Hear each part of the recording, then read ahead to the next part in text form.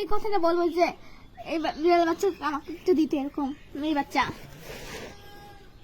কত কিউট সুন্দর একটা বাচ্চা, এটা আমাদের কত একটা, হ্যাঁ ছোট বাবুর মতো, ছোট বাবুর মতোই কিন্তু অনেকটাই ছোট বাবু।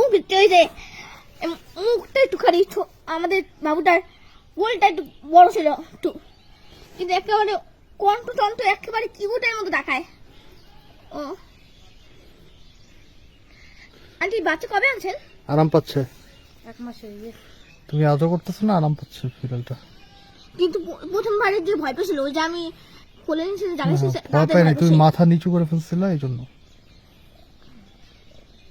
এখন ছায়াতে রাখছো না, আচর দেয় না না একদমই, বড় হলে দিবে আর কণ্ঠটা একটু ম্যাও করো তো, ম্যাও ম্যাও, দাঁড়া দাঁড়া, ম্যাও বলো, ম্যাও ম্যাও ম্যাও বলো, ম্যাও ম্যাও ম্যাও। কণ্ঠটা অনেক সুন্দর না? হ্যাঁ কণ্ঠটা খুবই সুন্দর।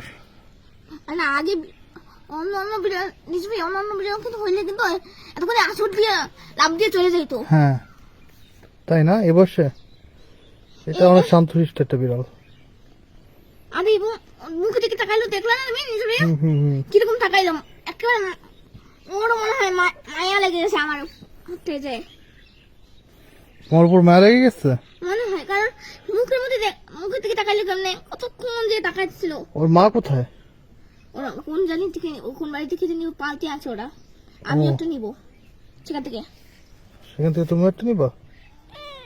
মানে আব্বুকে বলাবো, যে আব্বুকে বলাবো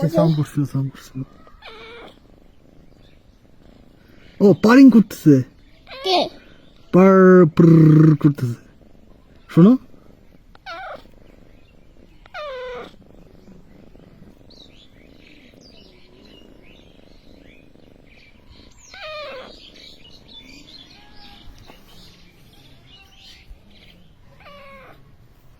আমি নেবো এরকম একটা বাচ্চা।